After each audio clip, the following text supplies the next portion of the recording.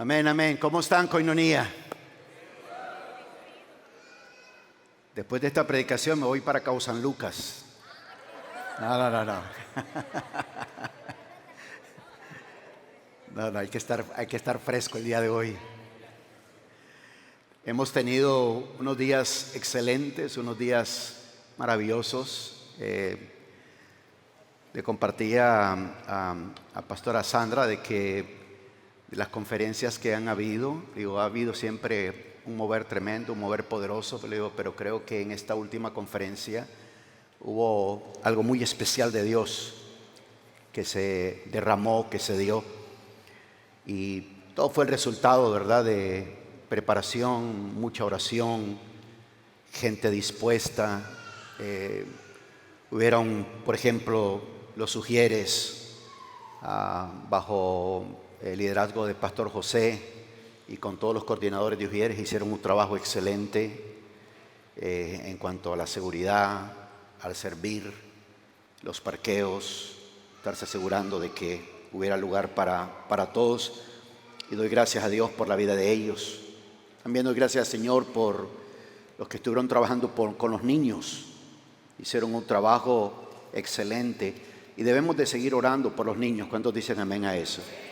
Saben que estaban dando, me gustó mucho una de las enseñanzas que estaban dando con los niños, enseñándoles a ellos el verdadero significado del arco iris.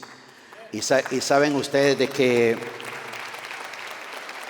que ahí se dieron cuenta que niños de nuestra iglesia son expuestas en esa escuela pública a enseñarles otra cosa en relación a eso. Y hablaron de cómo maestros les enseñan eso en las escuelas.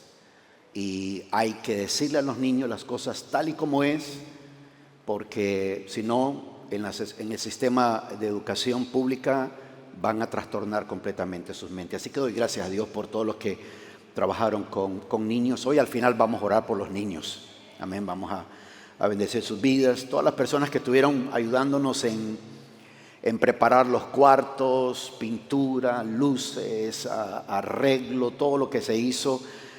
Los que vinieron a participar pues ya solo miraron todo terminado, pero fue muchos días de trabajo, muchas horas, y hubieron muchos hombres y mujeres dispuestas a hacer un gran trabajo. Los de Multimedia, bajo liderazgo ahí con Pastor Abraham, y el Ministerio de Alabanza y Adoración también. ¿Cuántos dan gracias a Dios por ellos? ¿Verdad? Y por supuesto no podemos dejar de un lado la comida. Yo sé que no solo de pan vive el hombre, sino de toda palabra que sale de la boca de Dios, pero no cae mal una buena comida. ¿Cuántos dicen amén? Así que hicieron un buen trabajo allá en la cocina, sirviendo, y doy gracias a Dios por la vida de cada uno de ustedes, de parte de mi esposa, Pastora Sandra, y de parte mío, muchas gracias. Amén. Bueno, todos ustedes saben que yo soy más maestro que otra cosa, enseñando las Escrituras. Y siempre bajo la unción que Dios le da a uno, siempre yo me hago la pregunta, bueno, después de algo que hemos recibido así, ¿cuál es el consejo que podemos dar a las personas? Porque en realidad hubieron gente conectada. Tenemos un estimado de que había por lo menos unas 300 personas viéndolo en línea. 300 personas. Porque llegó un momento en que habían 78 conexiones, y cuando ustedes ven 78 conexiones no significa que son 78 personas, sino que eran grupos de personas, ¿no? Había gente en México, en Guatemala, en El Salvador, Nicaragua, Colombia, Bolivia y Argentina. Cuba también estaban viendo de Cuba. Entonces fue algo tremendo, y en los momentos en que tuvimos esos dificultades técnicas, la gente escribía en el chat y decía, no, pongan el sonido, nosotros también queremos recibir, queremos escuchar. Pero gracias a Dios todo se llevó bien y fue un gran éxito. Denle un aplauso al Espíritu Santo por eso.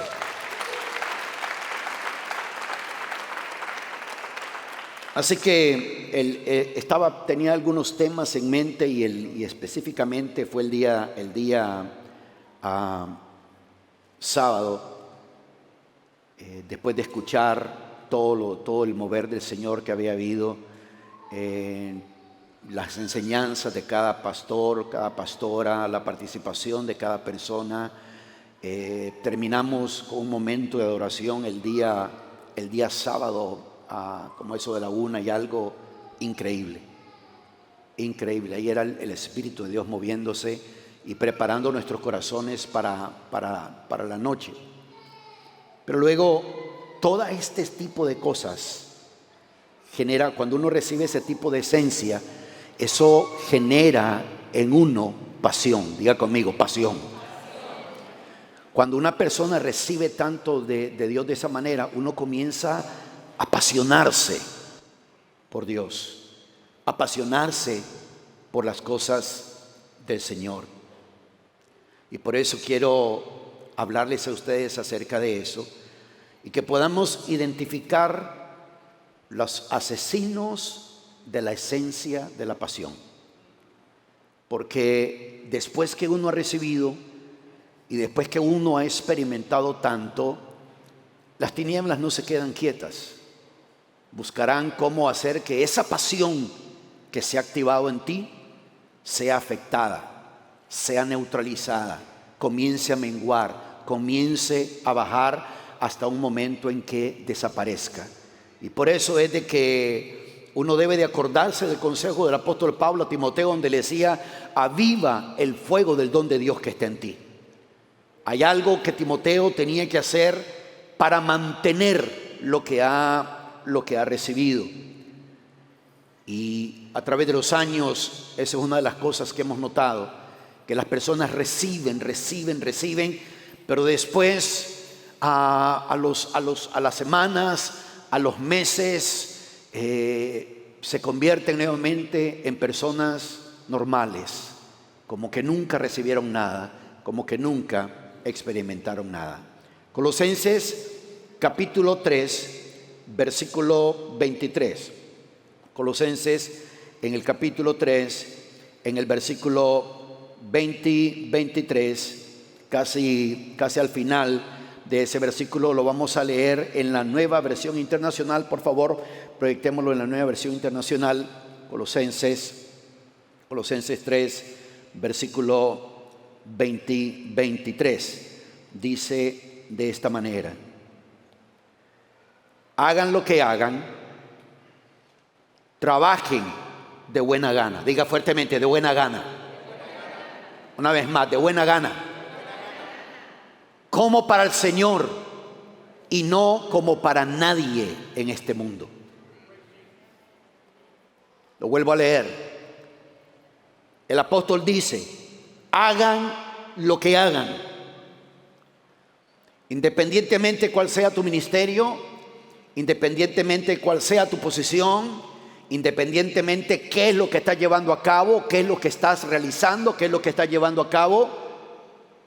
El apóstol, hablándole a los colosenses, les dice: hagan lo que hagan, trabajen de buena gana. Como dirían en México, vamos a echarle gana. En otras palabras, vamos a apasionarnos por esto. Vamos a estar apasionados por las cosas de Dios. Vamos a apasionarnos por eso. Y dice: trabajen de buena gana como para el Señor y no como para nadie en este mundo. El mismo consejo le da el apóstol Pablo a los romanos, siempre en esa misma versión. Romanos capítulo 12, versículo 11 del libro de Romanos. Dice de esta manera en esa versión: nunca dejen de ser diligentes. Diga fuertemente, nunca. Una vez más, nunca. La palabra dice: nunca dejen de ser diligentes. Antes bien, sirvan al Señor con el fervor que da el Espíritu. con la pasión que da el Espíritu. ¿Por qué las tinieblas van a tratar de desactivarle la pasión a una persona? Porque la pasión hace y puede lograr que uno lleve a cabo cosas grandiosas. Solo apasionado o apasionada por algo vas a poder lograr cosas grandiosas. La pasión es lo que sostiene a una persona para poder alcanzar sus metas a medida que esa persona va avanzando en la vida. Lo hemos dicho en otras ocasiones, la pasión convierte lo imposible en posible. Energiza la vida. Es lo que da vida a la vida de uno. ¿Quieres ver a una persona que solamente está sobreviviendo en el mundo? Busca una persona sin pasión, especialmente alguien que es cristiano o cristiana y dejó de estar apasionado o apasionada por Dios. Esa persona simple y sencillamente está existiendo en el mundo, pero no está llevando a cabo lo que Dios tiene para su vida. Por eso es que digo que da vida a la vida. Y sin pasión por Dios, sin pasión por hacer algo para Dios, la vida cristiana es monótona. La vida cristiana es aburrida. Es por eso que hay algunas personas que dicen, no, es que es aburrido. Porque dejaron de apasionarse. Descuidaron el fuego del don de Dios que el Señor, que el Espíritu Santo puso en sus vidas. Y leímos ahí en el libro de Romanos cómo el apóstol Pablo dice: sirvan al Señor con el fervor que da el Espíritu, con la pasión que da el Espíritu. Yo quiero que sepan algo, y siempre me toca a mí como pastor y bajo una dirección y unción apostólica recordarnos algo. Cada vez que hay un mover fuerte de Dios, no es únicamente para que lo sintamos, no es únicamente para que lo experimentemos, no es únicamente para que digamos Dios se movió, sino que hay un propósito. Siempre que Dios derrama algo sobre la vida de una persona, Dios tiene un propósito, una razón, un motivo por el cual lo hace. No solamente lo hace por hacerlo, Él tiene una razón, Él tiene un motivo, Él tiene un porqué en la vida de ese hombre, en la vida de esa mujer, en la vida de ese joven. No en balde la Biblia nos dice que nosotros busquemos a Dios apasionadamente, que amemos a Dios apasionadamente, que sirvamos a Dios apasionadamente, que obedezcamos a Dios apasionadamente, que confiemos en Dios apasionadamente, que hagamos todo apasionadamente, con el fervor que da el Espíritu. Y es nuestra responsabilidad cuidar eso, no de Dios. El apóstol, cuando le dijo a Timoteo: aviva el fuego del don de Dios que está en ti, no le dijo: voy a pedir a Dios para que avive tu fuego. No, avívalo. Aviva ese fuego. Pablo le estaba diciendo a Timoteo, has recibido algo. Y ese algo que has recibido ahora es tu responsabilidad. Lo que Dios nos da es como un tesoro. Ahora Él quiere que nosotros cuidemos ese tesoro. Es como también como un talento. Él nos da ese talento. Ahora Dios quiere que nosotros multipliquemos eso que nos ha dado, que aquello crezca. La Biblia habla de crecer en favor, de crecer en gracia, y uno debe de llevar a cabo eso. Pero ¿por qué gente pierde la pasión? ¿Qué es lo que le sucede a alguien? Y les digo algo, y no es que esté hablando negativamente, pero si de ese mover de Dios hay personas que no cuidan lo que recibieron, en cuestión de semanas estarán como un día antes de la conferencia.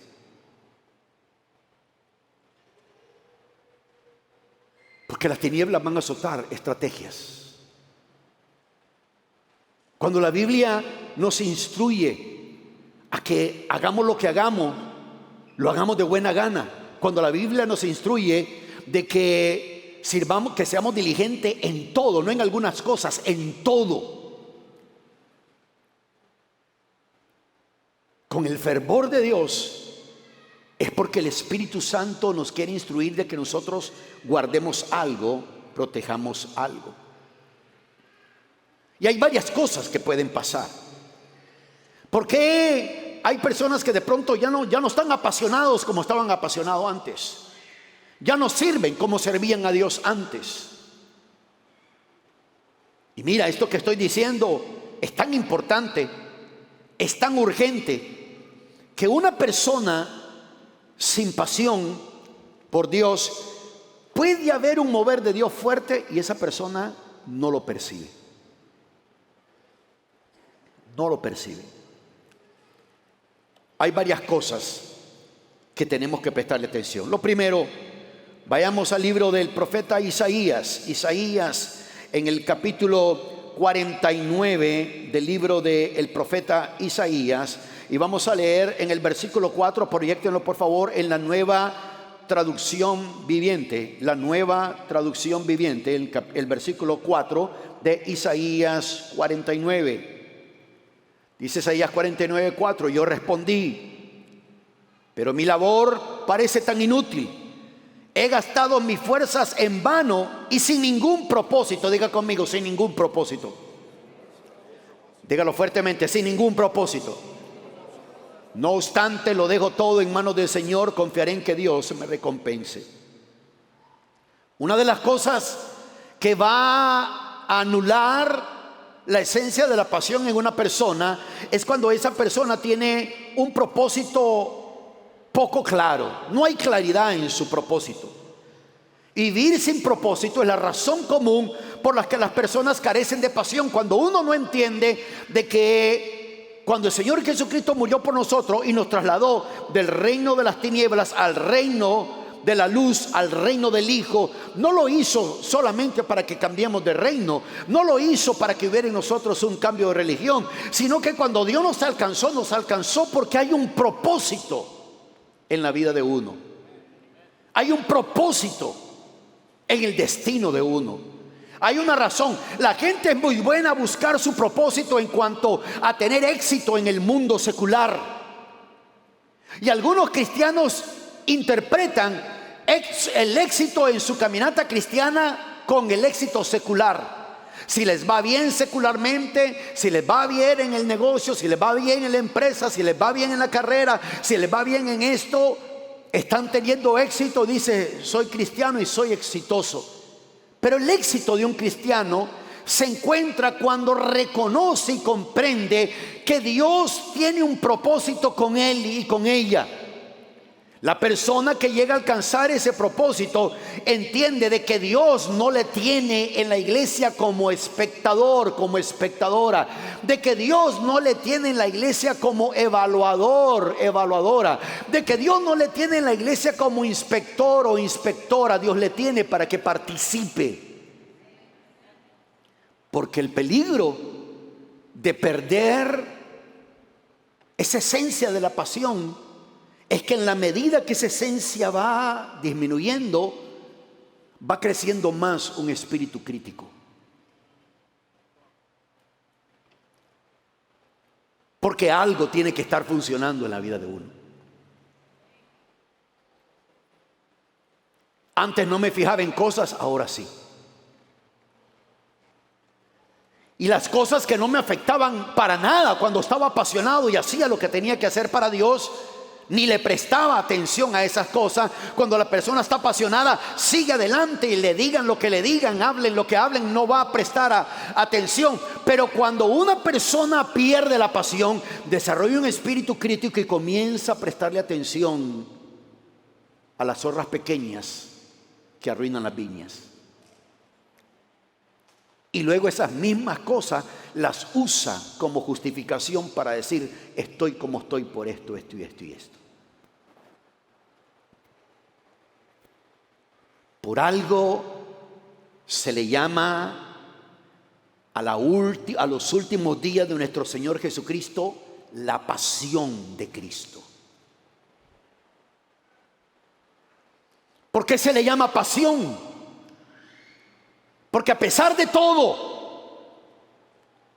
a pesar del alto sacrificio físico, emocional, espiritual, que él estaba pagando, su pasión lo hizo seguir adelante.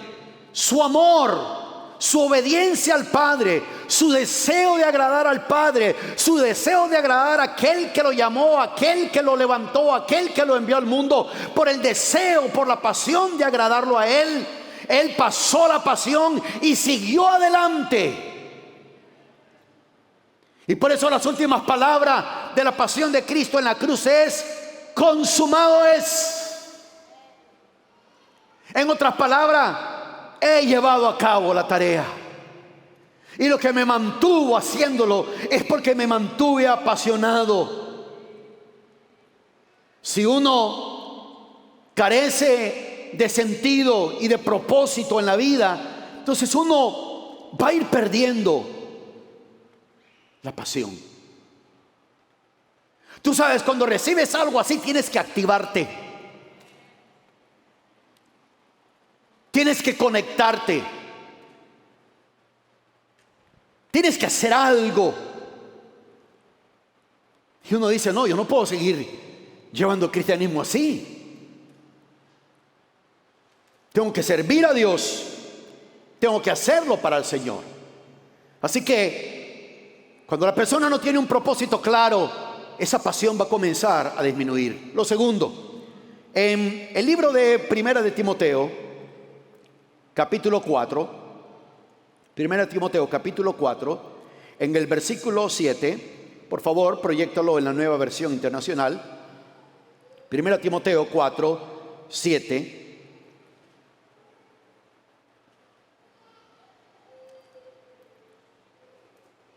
Dice: rechaza las leyendas profanas y otros mitos semejantes. En otras versiones dice: rechaza los mitos profanos y de viejas. Aleluya. Santo es el Señor. Dice: rechaza las leyendas profanas y otros mitos semejantes. Más bien, iglesia, digan fuertemente: más bien. Una vez más bien. Más bien dice: ejercítate en la devoción. Ejercítate en la devoción. Otra cosa que va a hacer que la pasión de una persona, esa esencia de la pasión, comience a desvanecerse, es que esa persona tiene una vida desequilibrada. Hay personas que le ganan a Dios. Y trabajó Dios hasta el sexto día, y en el séptimo día, ¿qué hizo Dios? Descansó. Y hay hermanos y hermanas, y trabajó fulanito hasta el sexto día, y no lo vimos el séptimo porque trabajó.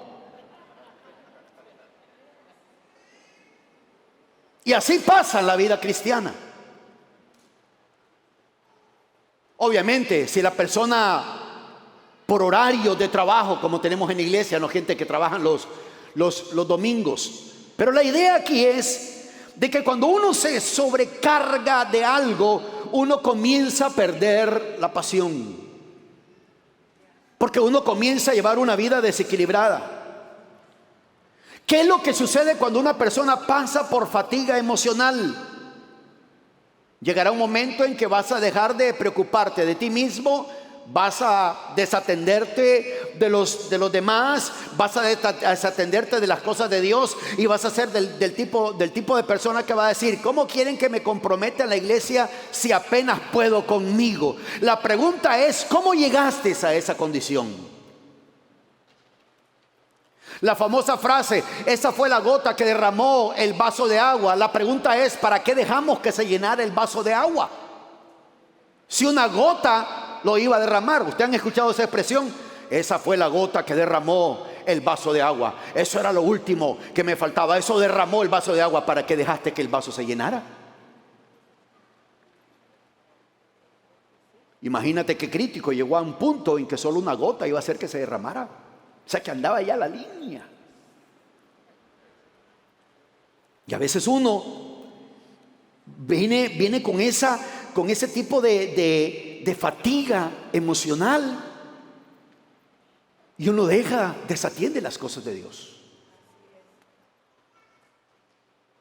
Toda persona que por razón de estudios o por razón de trabajo comienzan a tener horarios diferentes, todas las personas que han hablado conmigo me han dicho lo siguiente: no, es que sí, a veces lo puedo ver en línea, pero no es lo mismo. No es lo mismo que estar ahí. No es lo mismo que estar con los hermanos alabando y adorando. No es lo mismo que estar recibiendo ahí la palabra. No es lo mismo que a uno le cuenten, a uno estar ahí. No es lo mismo. No es lo mismo. Cuando una persona tiene una vida desequilibrada, o sea, vivimos en este momento en una sociedad donde se habla de una buena dieta. Aleluya. Una buena dieta. Para algunos una buena dieta son una buena cantidad de taquitos de seso, tacos al pastor.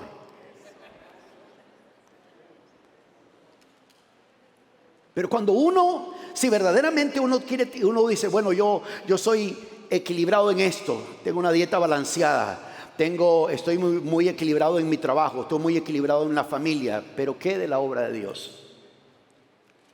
Porque la esfera de la vida abarca todos estos aspectos. Una vida desequilibrada va a hacer que uno pierda esa pasión con Dios y uno deje de estar espiritualmente fit, espiritualmente en forma en lo que toca a las cosas de Dios. Amén. Amén. Miremos lo tercero. Vamos al libro de Lamentaciones, libro escrito por el profeta Jeremías. Libro de Lamentaciones, en el capítulo 3 de ese libro, en el versículo 40. Lo leemos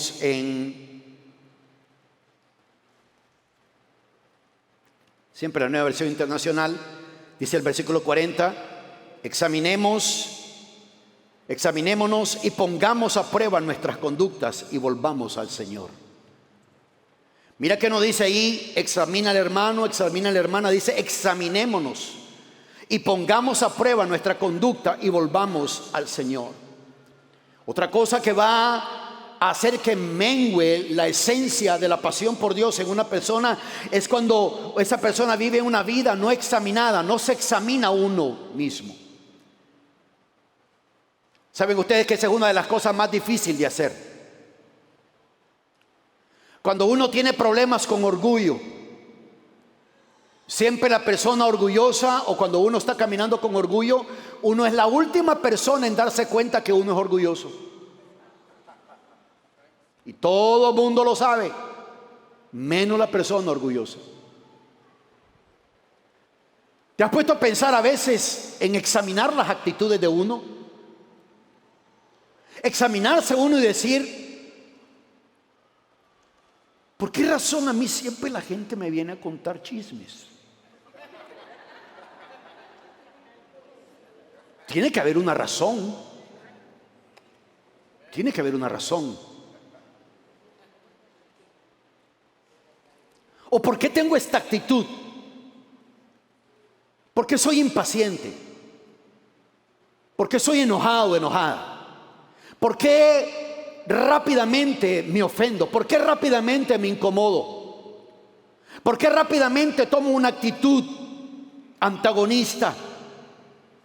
Porque una de las cosas que va a suceder a medida que uno tome el tiempo para examinar el corazón de uno y estar delante del Señor, es que Dios va a hablar sobre la vida de uno, Dios va a decirle algo a uno. Aquí el profeta está diciendo: examinémonos y pongámonos a prueba nuestra conducta y volvamos al Señor. Esta es la imagen, la fotografía de una persona que dejó de examinarse, dejó de medir su vida. ¿Y qué es lo que pasó? Se apartó del Señor, se distanció del Señor. En otras palabras, perdió pasión. Perdió pasión. Por eso es que a veces algo que te da los muchos años en el ministerio, es que le da a uno una experiencia que una persona no va a agarrar con ningún estudio. Te da una experiencia. Y yo, una de las cosas que a veces he escuchado a la gente decir: pero mire, pero fulano y fulanita ya no quieren venir. Pero yo lo vi llorando. Yo la vi llorando. Yo lo vi allá al frente, yo la vi allá al frente, yo la vi tocada. Y sí, lloró, sí, estaba allá al frente, sí, fue tocada. Dios puso una esencia de pasión en esa persona. Pero ¿qué es lo que pasó? Esa persona dejó de tener un propósito claro. Se olvidó que cuando Dios le tocó no era para que se le erizaran los pelos de los brazos. Era para que hiciera algo por el Señor. Era para que hiciera algo para Dios. Era para que se convirtiera en pilar en el lugar donde Dios le tiene. Era para que se convirtiera en una piedra viva, en una persona que aporta en el lugar donde está, en vez de una persona que resta. Esa persona dejó de tener una vida equilibrada y dijo: no, pues ¿cómo voy a servir esto y lo otro si no puedo ni conmigo? Ahorita hay gente que cuando se siente así: no tengo tiempo, no puedo ir a la iglesia en esta condición, pero siguen trabajando y trabajando y trabajando y trabajando y trabajando y trabajando, porque tienen una vida desequilibrada. Y después uno se pregunta: ¿qué pasó? Eso le pasó. Eso le pasó. Ah, hermano, es que fue el diablo el que le desanimó. No. El diablo no desanima ni puede desanimar a nadie. Lo que sí le va a poner es una trampa. Lo que sí le va a poner es una, ¿cómo se dice cuando está pescando uno y quiere una carnada? Y es uno el que se desanima. Es uno el que toma la carnada. Es uno el que deja de examinarse. Por eso el profeta dice: examinémonos y pongámonos a prueba nuestras conductas y volvamos al Señor. Y es lo que el salmista David hacía. Le decía: examina, oh Dios, mi corazón y mira si hay en él pecado, mira si hay en él un camino equivocado. Míralo, Señor, examina mi corazón.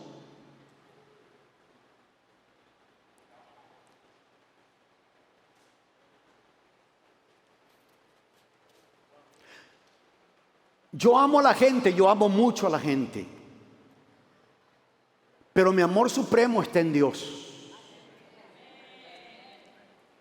Porque no importa cuánto uno ame a la gente o cuánto la gente te diga que te ama, en el momento en que encuentran una falla en tu vida, eres otra persona para ellos. O en el momento en que encuentran algo que no les parece, se acabó el amor. El otro día en oración, un par de meses atrás, yo le dije al Señor: Señor, yo pensaba que ya lo había experimentado todo, perdóname, pero creo que, como decía un viejo versículo, la vida te da sorpresa, sorpresa te da la vida. O no, ese no es un versículo, ¿verdad? Oh, disculpen, ese es un canto, creo. Algunos le acertaron, es una canción. Pero miren, pensaba que yo era el único carnal. Habemos varios acá. una vida no examinada. Y debemos de llegar delante de Dios y examinar, Señor, ¿por qué es que no me gusta cooperar? ¿Por qué es que no me gusta participar? ¿Por qué es esta actitud? No tiene que llegar delante del Señor, examinarnos, ponernos a prueba en nuestras conductas y volvernos al Señor. Esa es la idea. La idea no es solo, no, yo ya no sigo, porque es que como dijo el pastor, me examiné, me puse a prueba y cuando me examiné, no, pues estoy puro chicharrón, ya no. Soy puro problema, soy pura dificultad. No, ¿para qué quieren a alguien así? Mejor me voy a China, allá donde nadie me conoce. No, no se trata de eso. Se trata de examinarse, ponerse a prueba y volver al Señor. Y reconocer, ok, Señor, es esto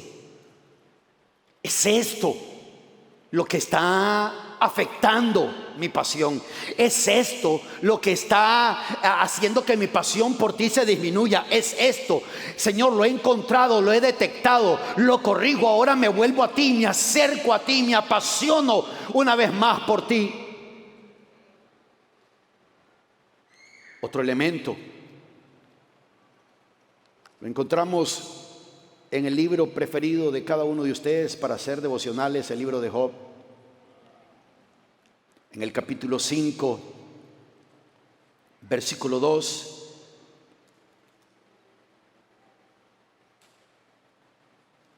Siempre la Nueva Versión Internacional, Job capítulo 5, versículo 2. Proyéctenlo por favor. Miren lo que dice ahí. El resentimiento mata a los necios. La envidia mata a los insensatos. ¿Pueden leerlo ustedes, por favor? ¿Listos? 1, 2, 3.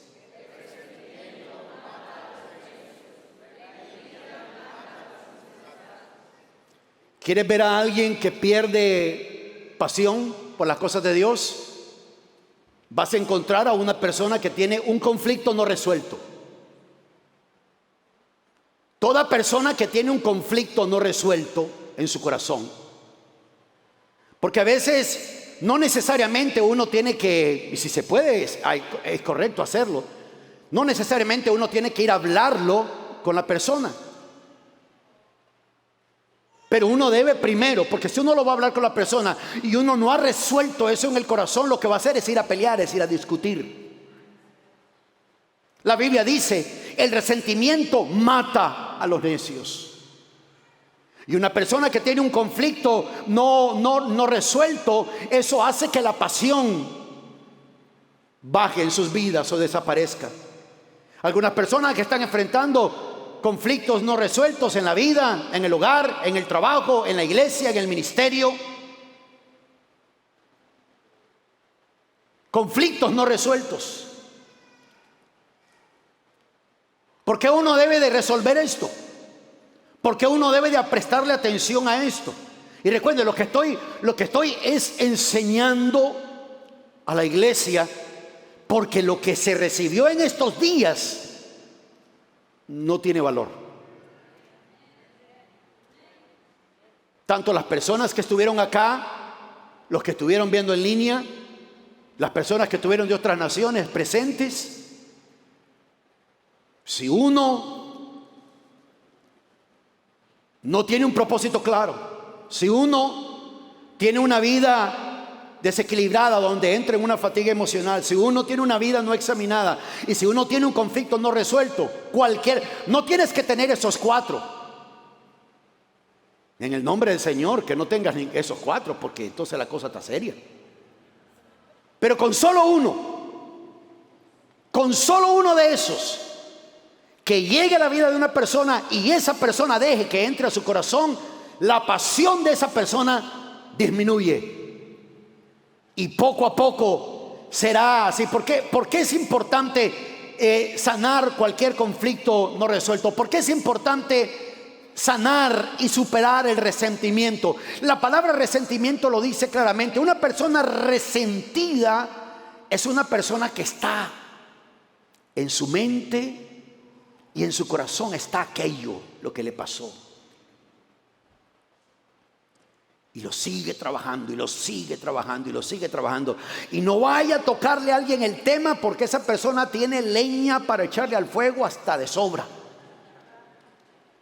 El problema es que cuando una persona tiene resentimiento, uno debe evitarlo, porque el resentimiento, valga la redundancia, crea 3 emociones que matan la pasión.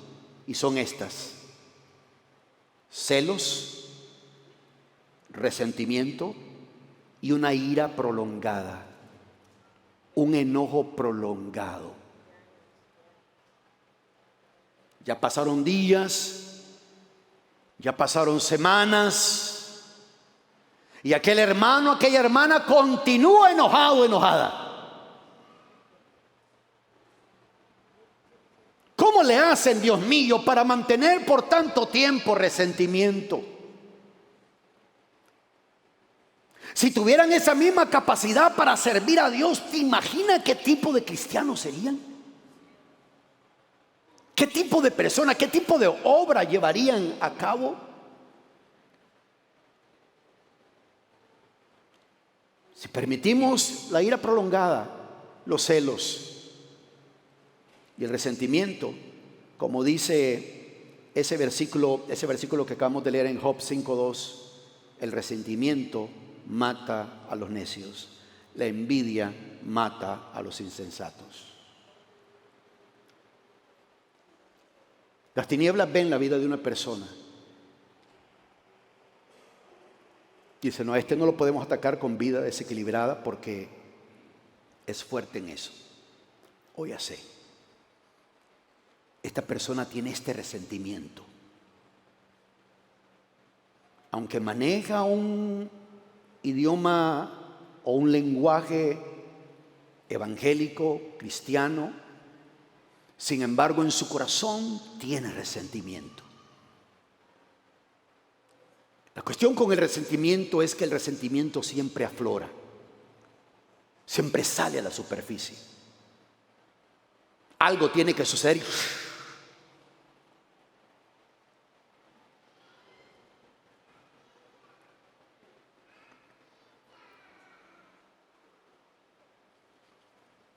Espero que le esté ayudando esto, ¿verdad? Porque mi intención no es dejarlos. Amén. Porque algunos de ustedes los veo como... No se trata de eso. Estoy tratando de contestar a la pregunta, ¿qué le pasó? ¿Qué le pasó al hermano, a la hermana? ¿Qué le pasó? Estaba bien. Se miraba bien. Respondía bien. ¿Qué le pasó? Esto le pasó.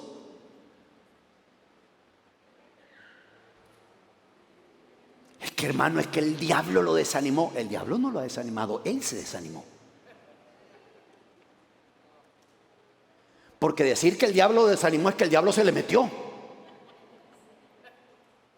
Y de pronto... Vamos a servir al Señor, hermano. No quiero nada ahorita. No, este tipo de cosas suceden. Amén. Tengo tiempo para unos 2 puntitos más. Aleluya. Yo creo que voy a predicar más así, está bien fresco.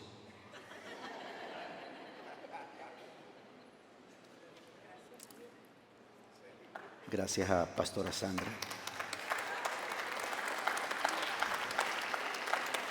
Eclesiastés capítulo 4, versículo 9 al versículo 10.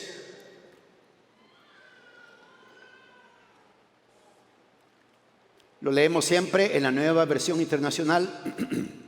Eclesiastés 4, del 9 al 10, dice de esta manera: mejor son 2 que uno, porque obtienen más fruto de su esfuerzo. Proyecten por favor Eclesiastés 4:9. Gracias. Mejor son dos que uno, porque obtienen más fruto de su esfuerzo. Si caen, el uno levanta al otro, y hay del que cae y no tiene quien lo levante. Casi siempre, aunque se puede aplicar, estos versículos muchas veces solo lo aplican a parejas.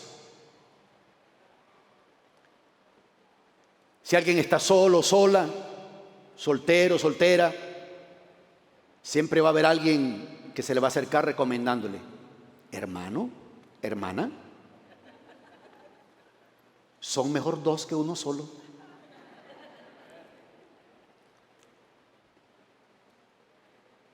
Pero no está hablando únicamente de eso. Aquí está hablando de que yo no puedo vivir la vida cristiana sin el apoyo de otros. Y esa es una de las cosas que hacen que la pasión en la vida de una persona se venga abajo, cuando esa persona tiene un estilo de vida sin apoyo. No quiero que nadie ore por mí. No quiero que nadie se dé cuenta de lo que me está pasando. No necesito a nadie.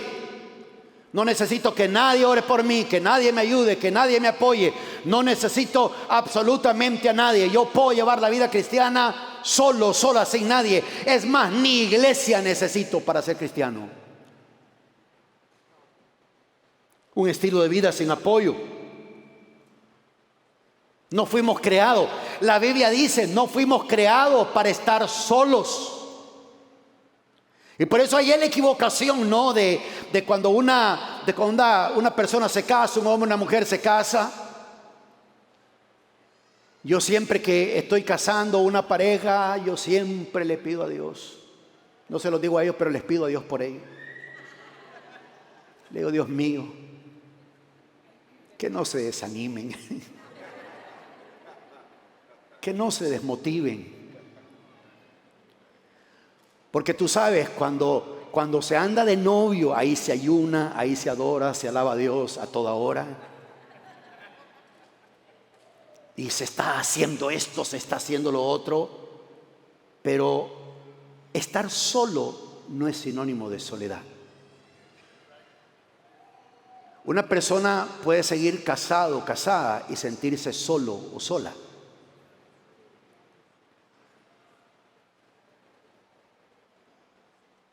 Una esposa o un esposo puede reclamarle al esposo, a la esposa y decirle: es que contigo me siento solo, me siento sola, aunque lleven años de casados. Pero cuando está hablando de esto, se está refiriendo que si yo quiero mantener el fervor de Dios, tengo que reconocer que necesito el apoyo de los demás.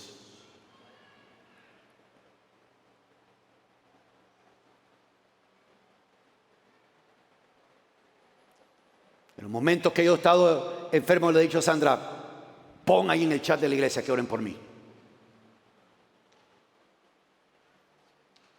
Porque uno necesita el apoyo de la gente. Pero usted es pastor, no importa. Todavía más. Necesita uno del apoyo y de la oración de las personas. Porque uno no está hecho para vivir sin personas en la vida. Está bien que uno quiera tener sus momentos de aparte.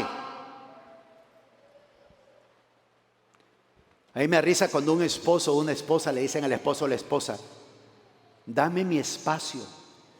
¿Cuál? ¿Cuál espacio? Si cuando te casaste lo perdiste. ¿Sabías eso? ¿Sabían eso? Algunos casados están: no, porque no me lo dijeron. De que cuando te casas se pierde tu espacio. La Biblia dice: ya no son dos, son uno solo. Por eso es que no todo el tiempo se va a aplicar este versículo: dos son mejor que uno, porque cuando se casan ya son uno, no son dos. Lo importante es que esa persona esté rodeado de gente que le van a apoyar, y cuando hablo de apoyar, no es de alimentar algo equivocado en uno, sino que te van a apoyar. Personas que cuando tú llegas y le dices: mira, es que me siento desmotivado por esto, y esa persona que te apoya y te ayuda te dice: no, hermano, no, hermana, ¿cómo que se siente desmotivado por esto? Vamos a darle adelante, vamos a servir a Dios con fervor. Lo que recibimos de Dios es poderoso, no nos vamos a dejar dominar por cosas así, vamos a seguir adelante. Uno necesita gente así en la vida. Amén. Uno necesita gente así en la vida, porque no estamos hechos para estar sin personas en la vida. Si caminamos solos en la vida, un proverbio dice que el solitario busca su propia destrucción.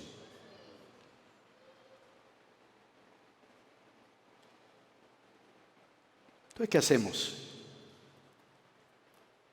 Y termino con este pasaje en Colosenses capítulo 2, libro de Colosenses, del capítulo 2, versículo 6. Y eso es lo último. Lo que va a afectar la pasión de una persona es un espíritu desnutrido. Un espíritu desnutrido. ¿Han visto ustedes esas organizaciones no lucrativas de asistencia social que levantan fondos para ayudar a países donde se está pasando hambrunas, y aparecen en los videos, en las fotos, niños desnutridos? Sus cuerpos no delgados, esqueléticos. Sus estómagos inflamados por la desnutrición. Tantas lombrices, tantas cosas equivocadas en su estómago, la desnutrición. Y eso es la imagen de una persona desnutrida. Hasta esa misma imagen en lo espiritual. Hay personas que en lo espiritual están así, esqueléticos,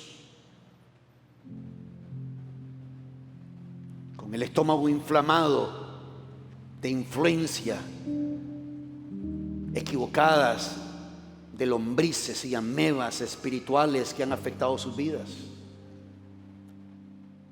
y están desnutridos.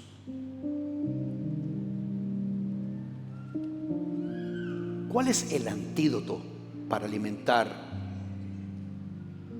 algo en la vida de uno? Tiene que hacerse intencionalmente. Aquí en Colosenses capítulo 2, versículo 6 dice: por eso, de la manera que recibieron a Cristo Jesús como Señor, vivan ahora en Él, arraigados y edificados en Él, confirmados en la fe como se les enseñó, y llenos de gratitud. Diga conmigo: llenos de gratitud. Dice: cuídense de que nadie los cautive con vana y engañosa filosofía que sigue tradiciones humanas, la que está de acuerdo con los principios de este mundo y no conforme a Cristo. Hay una iglesia, pónganse de pie por favor, hay una iglesia en el libro de Apocalipsis al cual se le dio un mensaje muy especial. Los de Master Control, se perdió conexión con el monitor aquí enfrente. Hay un mensaje que se le da a esa iglesia, se lo voy a leer en Apocalipsis capítulo 2, versículo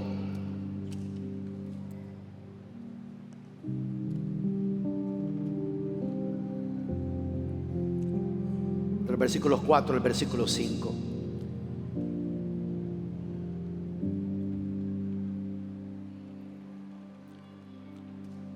Miren el mensaje que el Señor le dio a esta iglesia. Quiero que lo leamos desde el versículo 2. de Apocalipsis 2:2. Miren lo que dice, préstele atención a esto, y con esto vamos a terminar orando. Y la oración que vamos a hacer como iglesia, como individuo, es: Señor, voy a cuidar la esencia de la pasión y no voy a dejar que nada de esto me estorbe. Noten ustedes lo que le dice el Señor a esta iglesia. Versículo 2 dice en Apocalipsis 2:2: conozco tus obras, tu duro trabajo y tu perseverancia. Miren lo que le dice: conozco tus obras, tu duro trabajo y tu perseverancia. Sé que no puedes soportar a los malvados y que has puesto a prueba a los que se dicen ser apóstoles pero no lo son. Has descubierto que son falsos. Has perseverado y sufrido por mi nombre sin desanimarte. Versículo 4: sin embargo. Y eso es lo tremendo, que no se le está hablando a cualquier iglesia. Se le está hablando a una iglesia que había recibido una esencia de algo, una iglesia que tenía obras, una iglesia que trabajaba duro para el Señor, una iglesia que tenía perseverancia, una iglesia que había perseverado y sufrido por el nombre de Jesús sin desanimarse. Sin embargo, diga conmigo: sin embargo. El Espíritu, hablando a esa iglesia, le dijo: sin embargo, tengo en tu contra que has abandonado tu primer amor.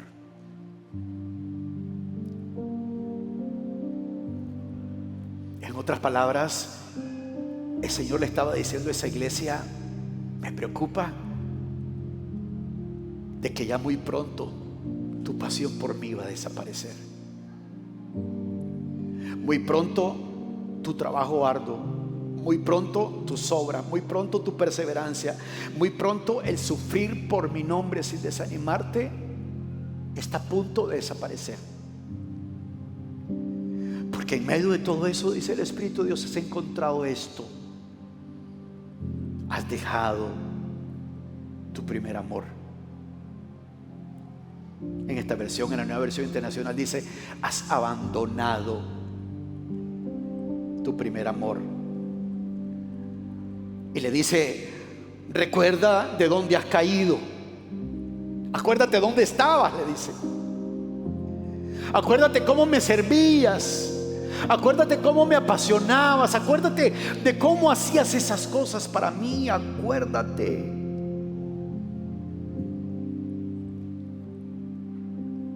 Recuerda de dónde has caído, arrepiéntete. Arrepentirse aquí es metanoia, cambia tu forma de pensar y vuelve a practicar las obras que hacías al principio. Si no te arrepientes, iré y quitaré de su lugar tu candelabro.